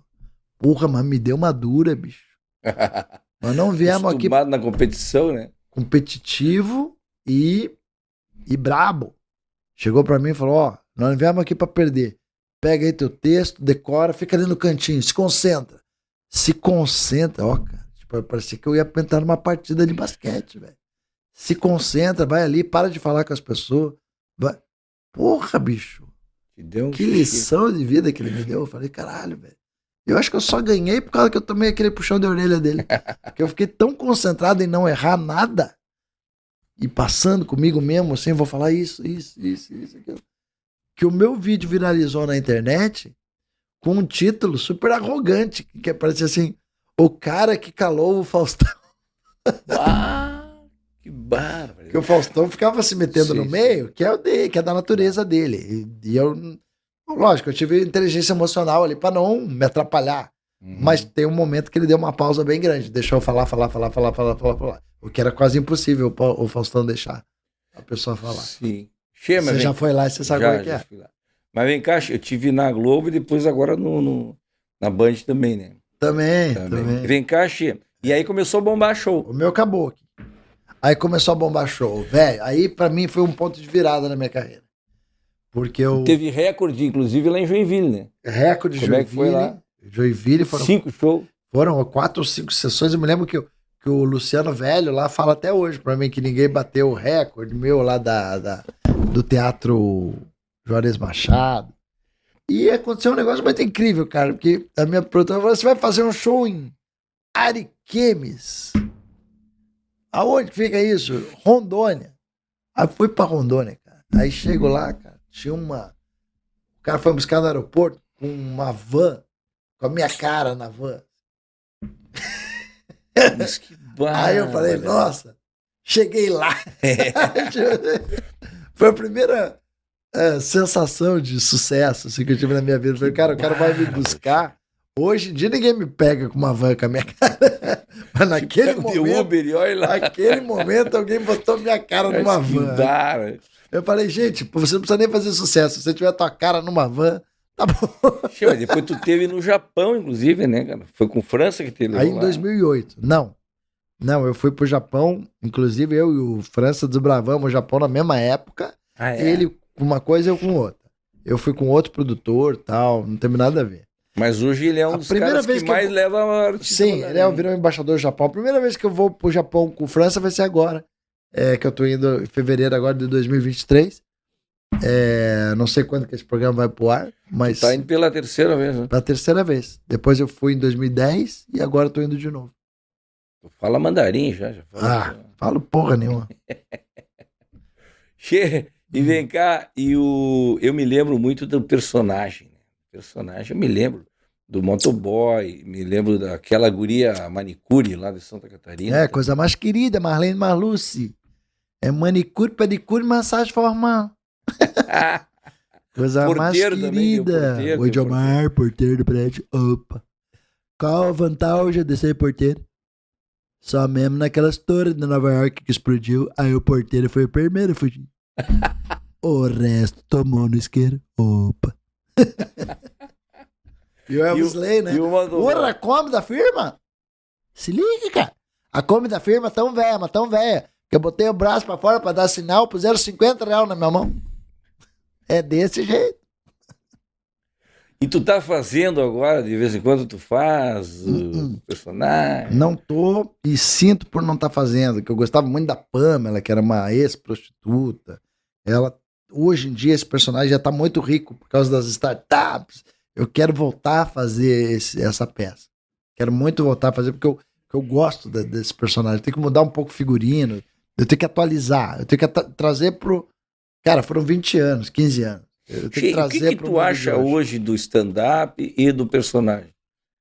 Eu acho... O que está acontecendo no segmento? Eu acho Tu que está bem dentro de tudo, tu que tem essa curadoria toda de Risorama, todo mundo quer participar dos teus eventos, seja Risorama, Fritada e sei lá, todos os eventos. E tem a sketch também, que é legal, né? Como Os Melhores do Mundo, Os Barbichos. Sim. Que é um outro gênero também, que também é muito legal, né? A sketch. Sensacional. Então tem a sketch, tem o personagem, tem o stand-up e tem também as imitações e tal. Então são vários gêneros de comédia que Mas se entre encaixam. personagem e stand-up, o que tu... Eu tenho minha opinião formada própria sobre isso. Eu acho que criar um personagem é mais difícil. Porque você tem que criar a voz, o conceito, o enredo, o entorno. A historinha, o entorno, o motivo de ser, o que é, né? Uma freira terrorista, né? Um taxista que só leva gente famosa, né? Um porteiro que é meio maldoso, né? Uma ex-prostituta que faz palestra. É isso, né? Tipo, tem um contraponto, né? Então, e tem que ser engraçado. E ao mesmo tempo tem que ter a voz e tem que convencer, porque a voz e o figurino que convence. Mas tu tá falando de dificuldade. Tô falando assim, o que tu acha que o momento do mercado, assim, tem espaço para todo mundo? Eu acho que a doutora Rosângela está provando um pouco isso, que eu acho que tem tanto stand-up hoje no mercado que de repente os personagens podem começar a ser valorizados. Exatamente. Eu também percebo isso. Eu vejo isso.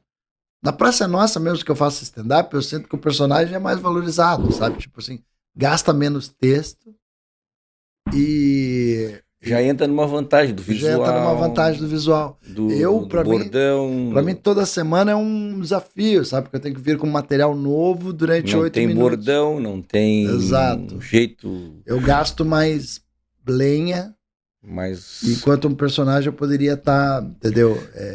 Mas, cara, eu fico feliz de estar representando o stand-up na Praça Nossa, um programa popular. Aqui no mercado, aqui no Rio Grande, eu acho que está acontecendo exatamente isso. Né?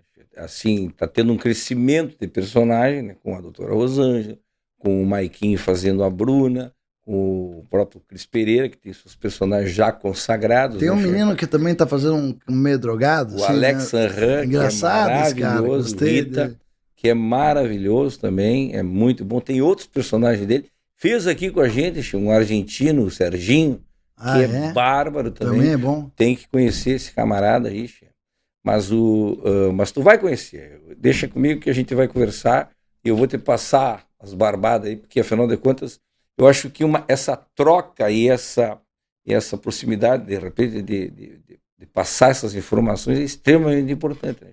Para a cena como um todo. Já no stand-up, aqui eu fui assistir agora o Marcito Castro, que esteve aqui com a gente também. Incrível, que era professor, né? Que é sensacional. Cara, esse cara, ele abriu meu show eu conheci ele trabalhando, né? Ele abriu meu show no Boteco Comedy, a primeira vez que eu fiz o Boteco Comedy, já faz tempo pra caramba. Ele tava já fazendo stand-up, já funcionou super, assim, abriu super bem. E eu achei bacana ele falou bastante de como ele gostava da fritada e da importância da fritada no mercado hoje em dia e tal. E como é que foi o Nego Di lá na fritada? Foi legal demais, ele arrebentou. Ele aqui com a gente também, Nego Di arrebenta, cara. Também. Eu sou fã do Nego Di, cara. Eu sou fã do Nego Di. Eu sempre dei muita risada com ele até hoje, né, Chico? Eu acho que o erro do Big Brother foi ter chamado o Nego Di para participar do Big Brother. Eles tinham que chamar o Nego Di para ser comentarista do Big Brother, porque ele era o melhor comentarista do Big Brother. E eu gostava muito disso. Falei, cara, por que o Big Brother não pôs o Nego Di só para comentar? Porque, cara, até hoje eu gosto de ver ele comentando. Ele é muito engraçado. Ele é engraçado, ele fala E a gente saiu daquele humor do Zorra total, né, Chico? Foi um humor também que tu fazia o Wesley. O Elvisley. Qual era o bordão do Elvisley? O Zorra era piscou, já é Elvis. Sim, mas tu ficou uma temporada inteira lá. Fiquei uma temporada inteira, era um baita ibope, que acabava Caminho das Índias, já entrava no meu quadro, eu era cabeça de chave. Mas, ao mesmo tempo, ele era um personagem que eles queriam um paulistano. E eu não era paulistano, eu era para a periferia de Curitiba. Então teve uma moldagem no meu personagem que não ficou nem lá nem cá. Sabe? Acho que não ficou nem quente nem frio, ficou morno. Eles tentaram comigo também dar uma mexida. E me colocaram de casal. Quando me colocaram de casal, o bordão mais forte não era meu, era da menina. Que ela olhava pra mim e falava, tu é boy! Ela falava, né? Então, tipo assim, o meu personagem perdeu um pouco de força ali. Ele ficou meio... Porra, mas a menina era incrível, a que fazia a Edileuza, não, era a Amadeusa, minha deusa, a Amadeusa. E aí ela era a zorra total, ela tinha voz forte, ela é incrível, essa atriz. E eu sempre tive essa minha voz, né? Eu sou, como é que fala? Eu sou escravo do microfone, não tem aquele Leandro Hassum que fala, não tem esses gritos. E o zorra total é uma coisa muito pra cima, sabe? Então eu tive um pouco de dificuldade. Bem Leandro Hassum mesmo, né? Aquele gritedo. O próprio, o Nelsinho Freitas, que me deu alto, querido, gente boa pra caramba. Tem que trazer o Nelsinho Esse aqui. É maravilhoso. Nelsinho, quando você vier pra Porto Alegre, dá um toque e vem aqui no Matcast. Esse é maravilhoso. Fez o Eike Batista agora, né, no filme. Muito legal. Baita ator, né? Baita ator. E vem cá, Xê, tu contracenou no Zorra com o Chico? Contracenei. Tem uma história interessante com o Chico, cara. Eu fiz a Casa dos Vampiros, né? Lá com ele, ele fazia o vampiro brasileiro, né? Aí você vê, ó, ali eu já tava meio na geladeira do Zorra, porque eu não tava mais fazendo Elvis Lay, e eles tinham que me encaixar em alguma coisa, daí eu fiz o Vampirado, que era um personagem vampiro e tal. Tu começou a fazer outros personagens. E aí... Puta, mas também era aquelas coisas que não me tocavam, assim, saca? Eu tava ali cumprindo... Aí eu virei um funcionário público da Globo. Eu não quero ser um mendigo profissional. Eu quero fazer um negócio que me dê prazer, cara. Mas ali, ok, eu era um funcionário, então eu tava fazendo, né? O Helder dos Melhores do Mundo não tá fazendo novela? Tá fazendo, ele é um puta ator e tá indo bem na novela. Sim. Mas ele tá cumprindo o papel de funcionário da Globo. Sim, ele fazia o Jajá, né, também. Fazia o Jajá. Então, que não tinha nada a ver com o trabalho dele nos Melhores do Mundo, né? Não tinha nada a ver. Então, assim, o que acontece? Eu no Zorra tive uma experiência com o Chico Anísio. Conversei com ele, daí, falei, Chico, que honra, tal. O Chico falou, eu já ouvi muito falar de você, os meninos falam de você. Por quê? Tanto o Niso quanto o Bruno Mazeu, ambos participaram do Risorama. Sim. E comentaram com ele e tal, e eu tinha muita vontade de levar ele pro Risorama. Eu cogitava essa possibilidade. E aí era difícil e tal, ele já tava com um pouco de deficiência do enfisema pulmonar que ele tinha. E ele já tava gravando de cadeira de roda. E aí eu tava no camarim, Tony Tornado, Paulo Silvino, Agildo Ribeiro, o Barrozinho, que era um cara incrível, que também morreu novo. Cara, a gente tava no camarim e daí a produtora chega.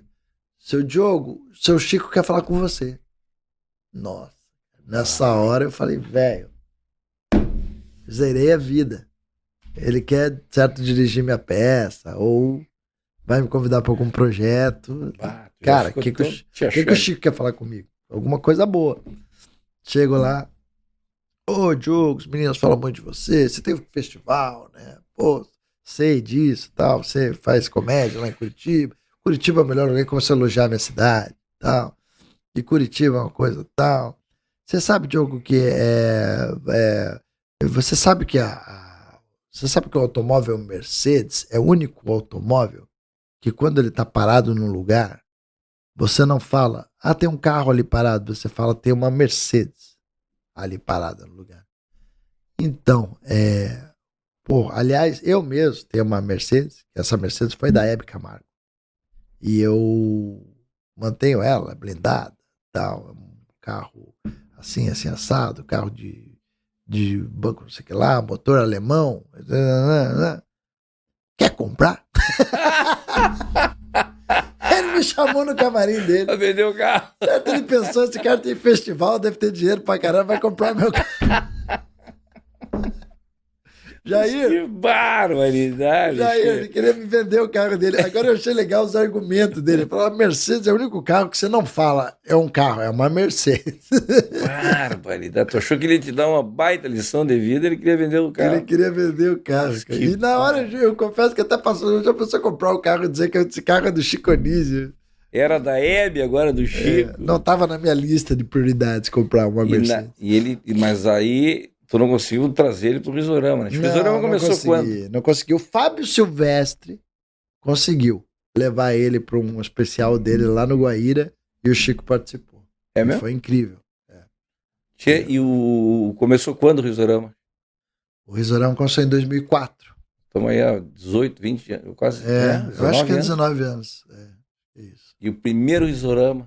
Foi numa casa chamada... Era uma casa meio como é que chamava? De folclore ucraniano. Batelzinho que chamava lá.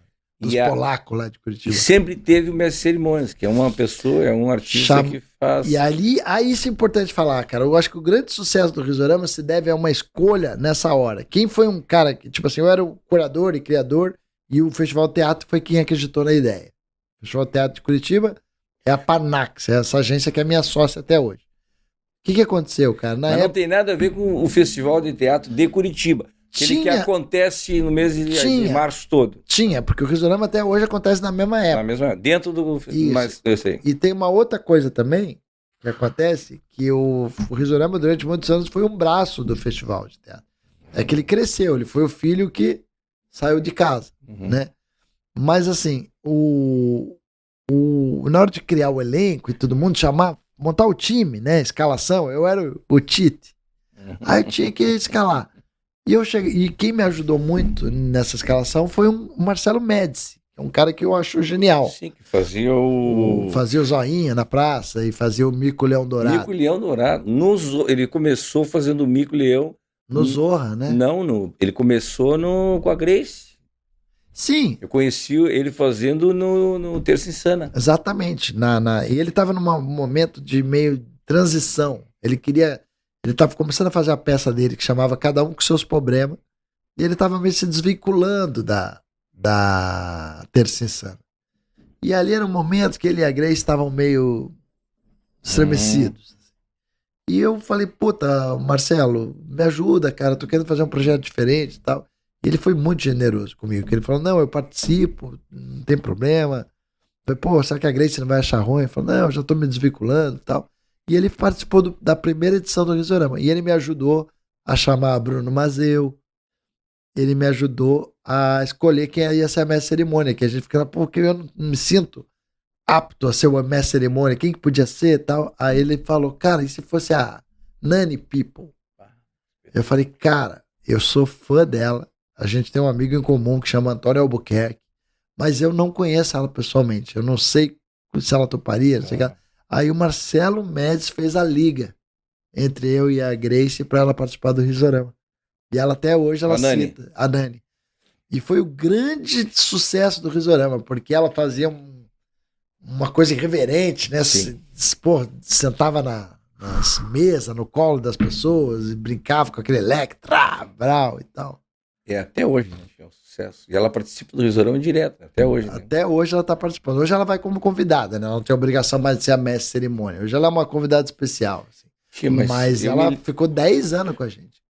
É muito tempo. Muito artista que passou ali, né? Eu conheci. O Sérgio Rabelo passou lá. Eu conheci um monte de gente lá. Barbaridade. E é engraçado que o humor é uma roda gigante, né? Que às vezes tem uns que estão mais em ascensão, outros não. Eu me lembro quando eu fui a primeira vez lá, uma das vezes que eu conheci o Rafinha Bastos, né? Junto contigo lá. Sim, o Rafinha já era teu fã, cara. Ele falava pra mim, eu gostava muito de você.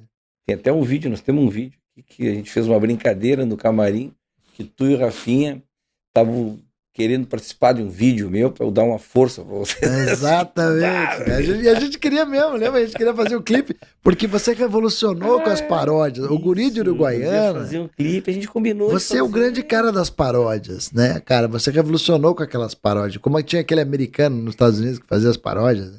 Você revolucionou porque a tua produção é impecável. Né? Você pegar uma paródia do Jair Cobb, do Guri de Uruguaiana, de qualquer música, por você ter a veia musical, você era muito caprichoso nos detalhes. Não só na produção, É investimento, né? quanto na parte musical, cara. Porque você cantava pra caralho, tinha uns back animal e você metia uns profissional junto ali. Você via que não tinha amador. Sempre com um trabalho bem... E era bem... engraçado, mas era engraçado porque era bom. E eu, cara, quando eu falei com o Rafinha, eu falei, vamos fazer os Bee Gees, né? Eu falei, Isso, a gente combinou. vamos fazer os Bee Gees. A gente fazer os... Ele era grandão. a gente ameaçou de fazer, né? Isso. O Alegrete. Pô, devia ter feito, né? Hoje fica o Alegrete. Cara, ia ser muito legal, a gente acabou não gravando, mas nada é impossível nesse mundo, podemos voltar a gravar. Aliás, o Rafinha tá aqui no Brasil, eu acho, agora. Deixa eu te falar uma coisa, essa coisa, cara, é importante da colaboratividade, né, cara? Eu falo assim, que nem, pô, eu acho que a galera da cena do Rio Grande do Sul, olha quanto talento que nós falamos. Nós falamos não, só para exemplificar, foi lá no Visorama que surgiu o Porta dos Fundos, né? Exatamente, porque o Porchat e o Tabet, eles não se conheciam pessoalmente. E o Tabet, uma vez, tinha até uma implicância de um com o outro. E esses dias até brinquei, falei num podcast, o Antônio Tabet colocou no Twitter, quem disse que eu gosto dele hoje? Mas ele falava pra mim, assim, esse cara meio afoito, não gostei muito da participação dele no jogo. Uma vez eu me lembro do Tabet falando assim, meio, não sei se esse cara é bom. Mas são dois gênios, né? E se encontraram e criaram um produto absurdo, porque existia uma plataforma de comédia que era o Gregório Duduvier, o Porchat, o Ian, eles faziam uma parada chamada Anões em Chama. Era engraçado, tinha umas sketches muito geniais, eram atores bons fazendo. E o Kibiloco tinha uma plataforma que era o Kibiloco. Absurdo, entregava, era a Rede Globo dos blogs. Quando se juntou Anões em Chamas com o Kibiloco, eles deram esse nome de Porta dos Fundos. E ali eles investiram, equalizaram tudo no alto, né? Figurino, elenco, investimento, atores, texto. Sim, então isso vem exemplificar aquilo que tu estava falando, né, Che? Da colaboração que os festivais oportunizam, né? E o Porta dos Fundos elevou a comédia, né, cara? Fez a Rede Globo, fez as televisões se mexerem para tentar chegar naquilo que era impossível, porque a internet dá uma liberdade que a televisão tem um jurídico que não deixa. E a internet pode falar, merda, bosta, vai se fuder, eu quero saco na cara, lembra? Tipo, coisa que só tinha no Porta dos Fundos. E será que tá mudando isso, Che? Eu não sei, quando eu falo de mudando é o seguinte, aqui no Rio Grande do Sul, cara, quantos nomes que nós falamos de talento? Você, pra mim, é o pioneiro. Pra mim, você é o cara que começou e você me falou de vários nomes, certo? Sim. Então, tá aí, Marquito, né? Aí tem o Maikito, Maiquinho, né? tem o Índio Bem, tem o Rafael Rita, tem Marcito tem o Gil Lisboa, que tá bem despontando. Já tinha aquele menino que também fazia umas imitações lá no Pretinho Básico, que eu gostava dele. Alcemar. Que é o Pedro Manioto. Os Manioto. É o Pedro Manioto. Isso. E então, cara, quantos talentos, cara? O Pretinho Básico mesmo, olha a força que tem o Pretinho Básico. Eu acho que vocês gaúchos, Grace, todo mundo, vocês têm que se unir mesmo, cara. Porque quando um brilha, o outro brilha junto. É verdade. E a cena da comédia gaúcha é fortíssima. Como tinha a cena do rock gaúcho, lembra que tinha o rock e tinha o rock gaúcho? Exatamente. Foi um movimento bárbaro, né? Que gerou aí um timaço de artistas do rock que foram consagrados no Brasil todo, né, chefe? O rock gaúcho virou uma referência para todo... o Bideobaldi. Começou com o Defala. O Bideobaldi já é das mais recentes, né? Começou lá, os Replicantes, Defala, TNT, Garotos da Rua e tal. Exatamente. E aí essa Defala também, era legal, Defala. Do Educar, Educar. E depois Cachorro Grande. Muita coisa boa, velho. E na comédia tá surgindo muita gente aí com essa função tu citou ali que tu já teve no Boteco Comedy, que tá há 6 anos, foi o pioneiro. No stand-up, tem o Poa Comedy aqui em Porto Alegre também. Sim. Agora tem o São Léo Comedy, que tá também, que é o Maiquinho, que é o curador lá também, que tá funcionando muito bem. Agora tá surgindo um espaço novo em Novo Hamburgo, aqui também, muito bacana. Inclusive que o Regis, que cuida lá também, né? Nosso querido... O Regis que me trouxe aqui para Porto Alegre. E aí, tia, essa cena toda tem que se juntar. Nego Di. Nego Di, É, que muita agora gente tá um pouco parado na cena do humor, né? Mas tá forte no empreendedorismo e tal. Não, ele tem uma casa aí, ele deixou uma casa dele. Ah, tá. Eu achei que você ia falar dos ar-condicionados. Ah! Lá na fritada Nem nós zoamos, sei, né? como é que foi lá na fritada aí? Na Lá falaram fritada. disso? Ele tá resolvendo. O Nego Di é um cara muito legal, cara. Eu gosto dele. Eu sei, Mas ele não vendeu nenhum ar-condicionado pra você lá na fritada. quase que eu comprei um ar-condicionado do Nego Di. Aí ele ia pôr no cu. E como é que foi o início da fritada? Chico? Como é que foi esse negócio? A fritada é um projeto americano, né? Chamado Roast, né?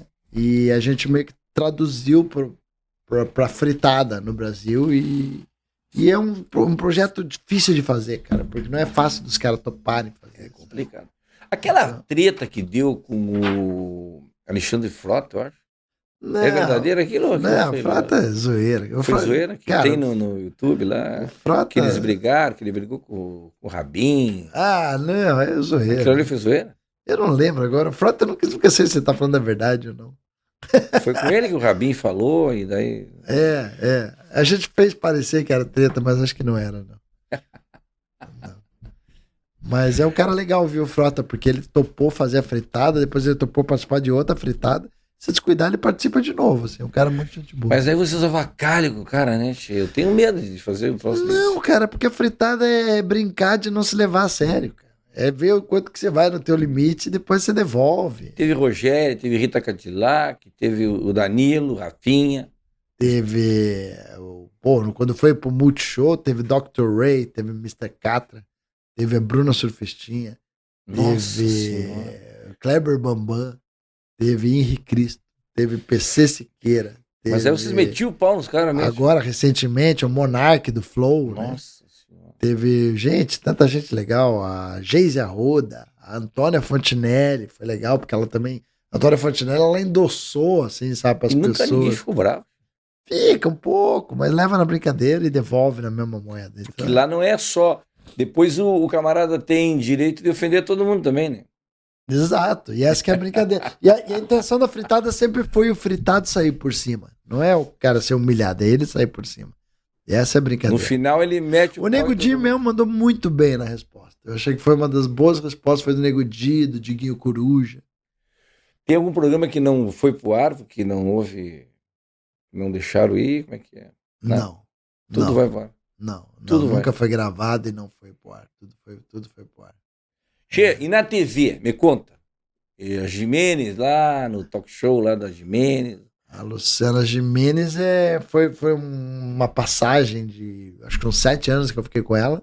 Fui convidado pela Mônica Pimentel para participar do programa e meio que criar junto. Eu e a diretora, a gente meio que criou o conceito ali do talk show dela. Tu era meio que o Louro José, né? Eu era o Louro José dela.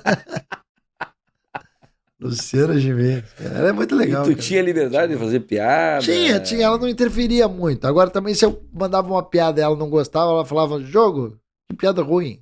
Você que escreveu isso. Pior quando eu tinha uma piada que eu escrevia pra ela falar. Ela pegava, ela tava lendo, ela na metade, jogo, foi você que escreveu isso? Péssima. Aí eu ficava com uma cara de cu, assim, no ar. Mas ali o que era ali?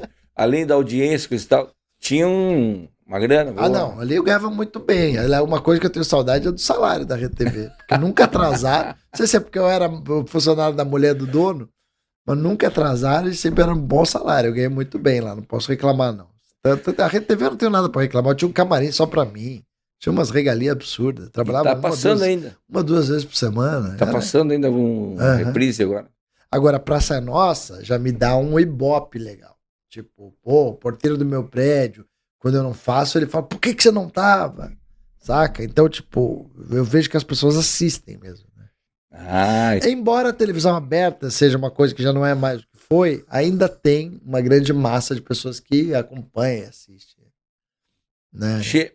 E essa coisa de postar no canal do YouTube partes do stand-up? Cara, isso é fazer os cortes, né? Eu acho que isso é uma coisa, uma tendência que eu costumo fazer isso mais quando é notícia e tal, porque eu também preciso guardar um pouco de material pro especial, né? Que você sempre vai mudar o teu show, e se você entregar tudo de uma vez é ruim. Mas quando são notícias que eu sei que são perecíveis, tal, que eu faço uma piada, aquilo existe uma manutenção do canal. Porque o canal do YouTube, o YouTube ele te paga, né? Você sabe disso. Então, como o YouTube paga, você precisa daquilo, porque ele não deixa de ser teu chefe, né? Então você precisa entregar serviço pro teu chefe. E aí é o ofício do comediante. Na pandemia, Che, o teu fake live lá bombou, O fake live bombou, foi muito legal. Foram milhões de views Che. que eu cheguei com o fake live. Foi cancelado alguma vez por ter feito alguma piada? Fui processado pelo João Dória. É? Mas depois ele tirou o processo. Ele começou a ir nos podcasts dos meus amigos começavam a questionar ele. Vilela, o Flow. Tu vê, Che. Aí ele meio que fazia que ele não estava sabendo. Então eu vou tirar. Quando ele falou a primeira vez no ar que ia tirar, falei para meu advogado, liga agora para o advogado dele. Falou que vai tirar. Porque não dá para competir com os advogados do João Dória. A grana que tem esse louco. O primeiro eu ganhei, ele levou para a segunda instância. Ele vai te foder. Em algum momento você vai perder. É muito dinheiro envolvido.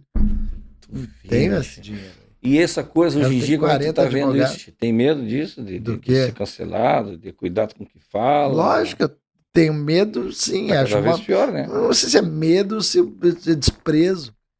Acho uma bosta isso. Tá cada vez pior isso aí, né? É horrível, cara. Pô, os caras estão querendo mudar coisas, regras do jogo, né?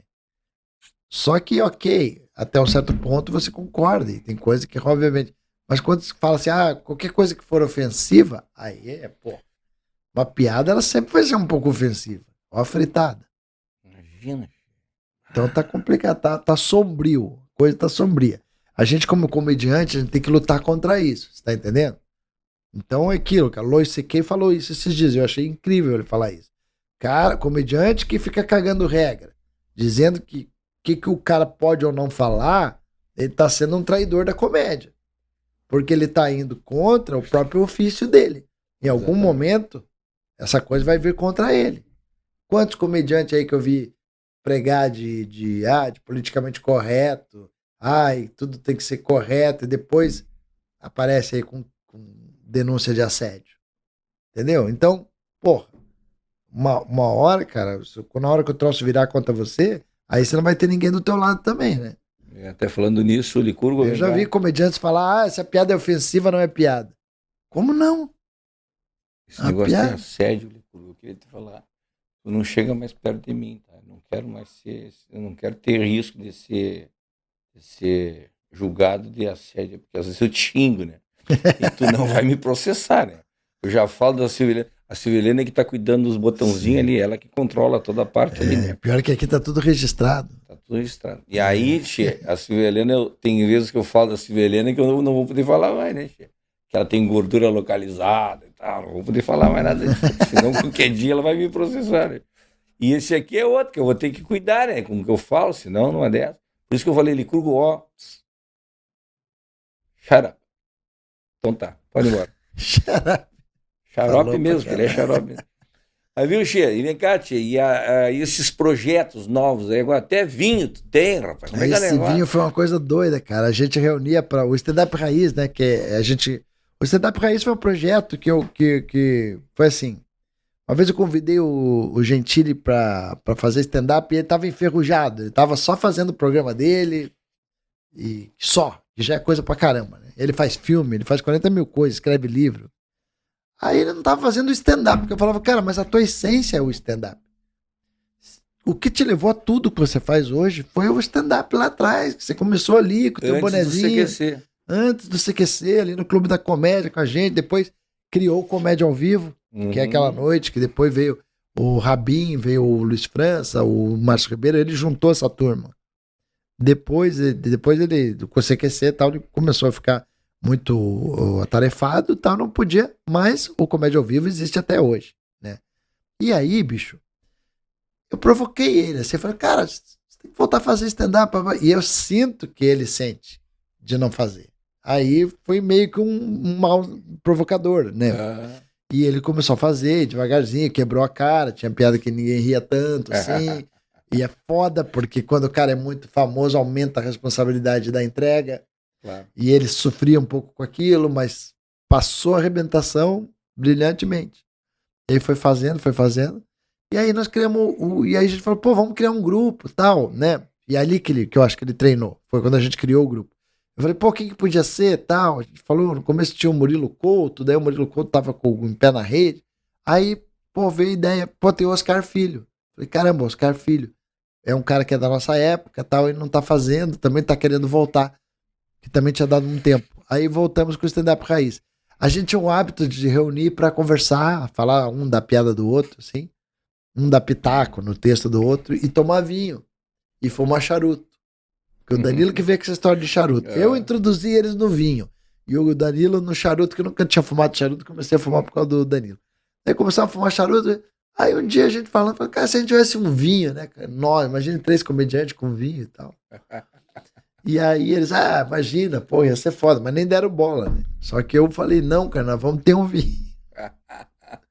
Aí saí, porra, oferecendo pra todo mundo. Conheci um produtor lá em Lisboa, que tinha uma ideia semelhante e tal, daí conversamos e tal, até que cheguei nesses parceiros que estão com a gente hoje, que é a Porto a Porto e a Casa Flora, e a gente criou o Putos, né?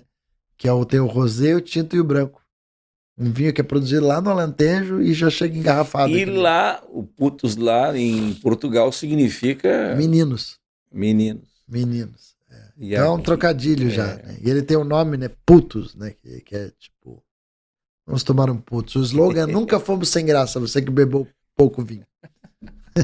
Che, e aqui no Rio Grande do Sul, putos é outra coisa. Né? Eu tô ligado. Tá ligado. Que é igual na Argentina, né? É verdade. Aqui vocês têm muita cultura uruguaia, né, cara?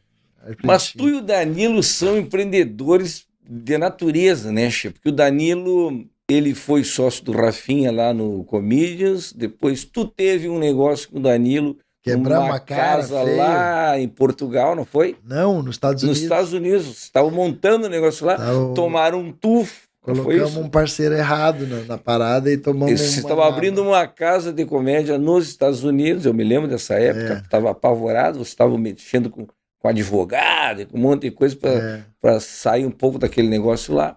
E agora o Danilo tá com Você tem que cuidar com os parceiros que você escolhe nos seus negócios. A gente brincou aí do Nego Dia, foi uma parceria errada que ele escolheu, né? O cara, dá pra ver que ele se ferrou por causa de outro. Eu e o Danilo se ferramos porque um cara passou a perna na gente. E essa perna tá até hoje. Ainda estamos engatados. Nós ganhamos o processo lá no América, mas ainda tá enrolado.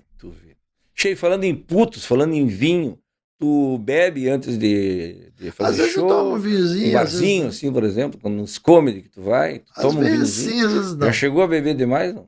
Já. Puta, é péssimo. Cara. Quando a plateia percebe que você enrolou a língua, você, puta, ali já você perde a credibilidade. E só vinho que tu toma ou tu toma cerveja também? Eu gosto mais de vinho, mas tomo cerveja também. Gosto de cerveja. Mas então, Licurgo, eu tomo tudo, cara. Traz uma tupiniquim pro homem aí. Tem cerveja? Claro, vai. Não, vou te dar um chopp. Boa. Isso aqui é um chopp, esse aqui é um pilsen. Olha aqui, che. Olha só. Caraca. Que bacana. Olha aqui, ó, dá pra carregar aqui, che, barrilete de 1 litro, olha aqui, ó. Esse aqui, rapaz, deixa eu te falar. A Tupiniquim é uma cervejaria gaúcha. É mesmo? É verdade. Que legal. Já ganhou 3 vezes. Não Gostei foi da embalagem. Ganhou 3 vezes a melhor cervejaria do Brasil. Tem 1 litro aqui. 1 litro. Caraca. E é um chopp maravilhoso. Tem outra também? Tem outro modelo? Hoje em dia tá tudo gourmetizado, né? Porque tem IPA, OPA. UPA. Esses dias me ofereceram... Olha aqui, ó, IPA. Pronto, vou te dar um IPA também. Esses dias me ofereceram uma cerveja sem álcool. Eu falei, agora o que tem que fazer? Tem que ficar rodando pra ficar tonto? Mas aí é que nem dançar com a irmã da gente, né? Não tem graça, né? Olha aqui, eu vou te dar um IPA também, vou te dar um Pilsen. Tá aqui o IPA. IPA. Olha só que beleza, vou dar 2 pra ele, né? Vou dar os 2, né? O que quer dizer aquelas estrelinhas ali? 3 estrelas? 3 vezes melhor cervejaria do Brasil. Entendi. Rapaz. Tipo título de time. Exatamente. Olha só.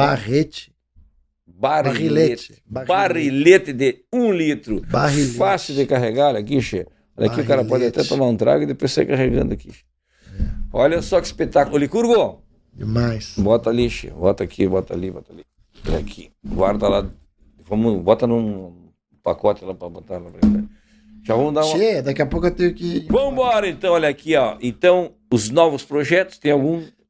Tem. Eu vou lançar meu livro, primeira vez que eu falo que o homem, pra dizer que a vida dele vale a pena, tem que escrever um livro, escrever uma árvore é bom, né? Eu tenho que escrever um livro e plantar uma árvore e ter um filho. Então eu falo que eu já estou realizado porque o livro eu já tenho vários escritos, né? Porque eu já compro escrito. Ah, tu já compra. E a árvore eu também já plantei várias, mas daí a polícia bateu lá em casa. Ah, é um tipo de árvore. Agora, filho, eu questiono, porque se criança fosse tão bom, não ia ter tantas maneiras de evitar, né? Porra, como tem Mas método. que barbaridade. Che, então tá, estamos aqui então hoje. Eu quero dar meus serviços aqui, minhas Claro, redes sociais, claro, por claro. favor. Galera, me segue. O Instagram. O Instagram, por exemplo, é uma rede social que a gente usa muito, porque é ali que você coloca teus cortes, é ali que você coloca tua agenda, o que você tá fazendo. Nos stories, a tua vida, um pouco, compartilha, né, a nossa Sim. vida no Instagram, na rede social. @Diogo Portugal, me segue lá, bicho, nem que seja por pena. E também o YouTube, que melhor ainda, o YouTube ainda paga a gente se você ver os vídeos. Como eu tenho uma sequência de vídeos novos praticamente a cada 10 dias ou a cada semana, você sempre vai ter um produto lá, você assina a sireninha, o alarme lá, como é que chama? O sininho. Aciona o sininho e aparece o YouTube. Sempre que tiver coisa nova, vai sempre que tiver aparecer. coisa nova. Os cortes, geralmente, até no TikTok eu tô, né? TikTok, @Diogo Portugal, Twitter, Facebook, tudo é fácil, porque é só ir em Diogo Portugal, você vai me achar. E todo mundo já conheceu aqui um pouco da história, um pouco, né? Que tem mais coisa, né? Esse homem aqui faz coisa para mais de metro. E aí tudo isso tu encontra lá nas redes sociais do Diogo Portugal. Che, olha, tu não sabe o quanto eu fico feliz de falar contigo, sou teu fã. Muito e tu obrigado. já comeu churrasco lá na minha casa, Já pode falar comi. aqui que eu sou um bom E churrasqueiro. olha, eu sou um cara que eu tenho que aprovar o churrasco do guri, tem que dizer que é bom, porque eu sabe que o meu patrocinador é da carne, né? Eu tenho um patrocinador que é o Madeiro, Ah, é isso que é o The mesmo. Best Burger in the World. Baita. E se você for no Madeiro, também tem uns steakhouse lá maravilhoso. Então eu fui na casa do guri e eu tenho que admitir, o bicho é um bom churrasqueiro, meu. Tá aí, ó, o pessoal que fala, viu, Liguru? Tu que fica te deitando aí, fazendo a grelha. Que grelha o quê, rapaz? É no espeto. Sal grosso no espeto. Não me vem com salzinho do Himalaia, não sei o que lá. Não. É lá, não tem esse negócio de sal. Carninha de ouro, né? É, carninha de ouro. Che! Diz que o cocô fica jóia. Que barbaridade. Che, olha aqui, ó. Então, gostou do Matcast hoje com Diogo Portugal? Tu pode assistir a vivo, como tu tá vendo aqui na televisão, né? Assistindo na televisão que eu digo é a imagem, né? No YouTube, Facebook, aquelas coisas todas. Mas também, se quiser só ouvir, pode ir lá no Spotify e no Deezer. Que é bacana, né? Sim, são várias plataformas. Né? Exatamente. E agora nós estamos também nós estamos entrando no outro agora, que é o... Como é mesmo? É o Amazon. Apple, Amazon, Amazon, Google. Estamos entrando em tudo, velho. Tem um especial meu de comédia também, que é o Primeiros Textos, que ele tá em todas as plataformas também Olha digitais, todas de áudio. Vamos lá maratonar então, entra lá nos áudios também para assistir o Guri de Uruguaiana no Matcast nessa segunda temporada. Estamos começando a 1000, hein? Estamos começando a 1.000.000 com Diogo Portugal. Mas que bárbaro! Che, um brinde. Um brinde, tia. De chimarrão. Mas tu botei a madre comigo hoje. Mas que barbaridade! Um abraço. Ah, tem uma coisinha só que eu queria que a galera conhecesse. Tem um projeto novo que eu tô lançando, mais um. que é o Três do Sul, né? Que são três meninos. Que a brincadeira. É o Furlinho lá, Isso, o Furlinho, o Irineu e o Aragão, o Rafael Aragão. A brincadeira dos Três do Sul é justamente juntar nossos sotaques, né? Tem o do catarinense, o teu, do gaúcho e o paranaense. Che, fala com os guris, vamos trazer eles aqui. Cara, eles vão nós se estamos aqui, ó. Nós estamos com esse microfone aqui, que é um microfone da Shure, bacana. E a gente ganhou da Pro Show. Ah, que legal. A gente ganhou mais Porra. um. Então nós temos 2 para fazer de dupla. Mas aí nós vamos dar um jeito de fazer com os 3 aqui. Quando é que eles vêm a Porto Alegre? Cara, com certeza eu vou agendar eles agora para vir pro Poa Comedy, que aliás o Poa está servindo putos vinhos agora também. É mesmo? Tô muito feliz. Eu vou sempre lá, eu vou tomar lá então. E com certeza a gente agenda o Poa e, vai ser incrível se eles vierem aqui. Tá cara, marcado já, então nós vamos trazer aqui os 3 do Sul. É sensacional. A mesma história sendo contada por um gaúcho, um catarinense e um paranaense. Tem até uma história, são historinhas em grupo de WhatsApp, né? que surgiu. Inclusive tem um dos episódios que é a participação do Guri. Que eu digo que eu sou o tio do Você é o tio do Gaúcho. Muito bom. Então, Tachi, te liga então no 3 do Sul também. Um abraço do Guri, mas que barbaridade. Valeu, pessoal. Prazer.